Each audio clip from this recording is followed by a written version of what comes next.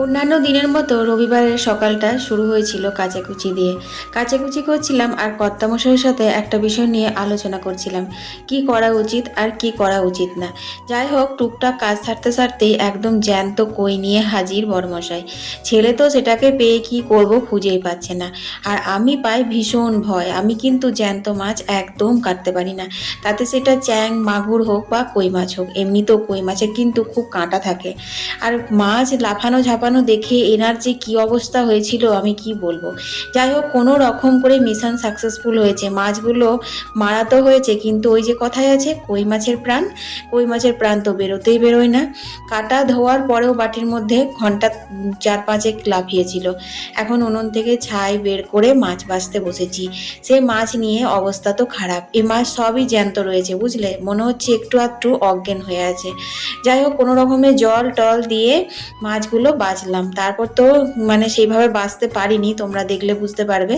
তো যাই হোক, যেটুকুই বেঁচেছিলাম বেশ ভালোই বেঁচেছিলাম। তারপর ঝুড়িতে একটু হাত দিয়ে এদিক ওদিক করে মাছগুলো ধুয়ে আর নুন মাখিয়ে রেখেছি, যাতে করে ওরা একদমই মরে যায়। কিন্তু শিকেই তোলা রয়েছে, তবুও মাছ ঝাঁপাচ্ছে জানো তো। ভাবলাম চলো বাইরের কাজগুলো সেরে নিই, আজকে তো রান্না হবে। রোববার মানেই লাল ঝোল, কিন্তু আজ হবে তেল কই। না না, তেল কই খুব পুরনো হয়ে গেছে, আজকে রান্না করব মরিচ কই। খুব ভালো হয়েছিল খেতে জানো তো, মাথা থেকে যেটা বেরোয়, যেভাবে রান্না করার ইচ্ছে হয় সেভাবেই করে ফেলি, কিন্তু অসাধারণ স্বাদ হয়। আর সেটাই আমি তোমাদের সঙ্গে শেয়ারও করে দিই। এখানে বেশ কতগুলো কাঁচা লঙ্কার আদা নিয়ে প্লেন করে বেটে নিলাম। আমাদের শিলনোড়াটা তো নিরামিষ, তাই পেঁয়াজটা এখন বাটলাম না, পরে ঘষে নেব। তার মধ্যে দিয়ে দিলাম 1 চামচ ধনে গুঁড়ো, 1 চামচ জিরে গুঁড়ো আর একটু শুকনো লঙ্কার গুঁড়ো, এটা একদম রঙের জন্য।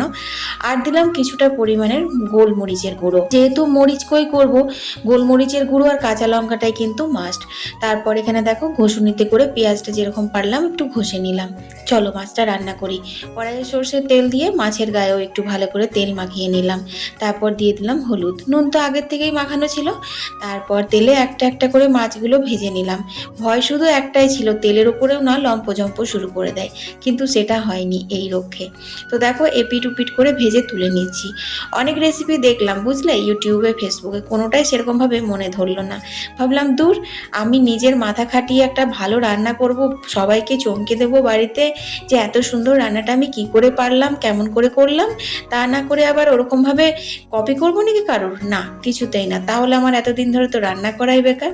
যাই হোক, কালো জিরে ফোড়ন দিয়ে পেঁয়াজ বাটাটা ভালো করে ভেজে তারপর মশলা ভালো করে কষিয়ে তেল ছেড়ে আসলে জল দিয়ে দিয়েছিলাম। তারপর কিন্তু মাছগুলো দিয়ে 1 ফুট ফুটিয়েছিলাম। টাটকা ধনেপাতা এনেছিল আজকে বাজার থেকে বড়মশাই, সেই ধনেপাতাটাও কিন্তু ছিটিয়ে দিয়েছিলাম। অসাধারণ হয়েছিল কিন্তু এই মরিচ কই। তোমরা অবশ্যই একবার গরম ভাতে খেয়ে দেখো, তবেই বলবে যে হ্যাঁ, অর্পিতার মাথা থেকে ভাই বুদ্ধিটা বেরোয়। এইসব করতে করতে এই দেখো একটা পায়রা এসেছে। এই পায়রাটা না উড়তে পারছে না, উঠোনে এসে বসেছিল, বুবলা ধরেছে। আর বুবলা তো জানোই যে পশু পাখি পেলে আর কিছু চায় না। কিন্তু ঘরে তো আমাদের বিড়াল রয়েছে, একটা দুটো নয়, 3-3টে। বিড়ালগুলো যা করছে না এগুলোকে ধরে খাওয়ার জন্য, তাই খুব ভয় পাচ্ছি, একে কি করা যায়। পুষবার তো নেই, উড়িয়েই দেওয়ার ছিল, কিন্তু বেচারা উঠতে কেন পারছে না আমি সেটাই বুঝতে পারছি না।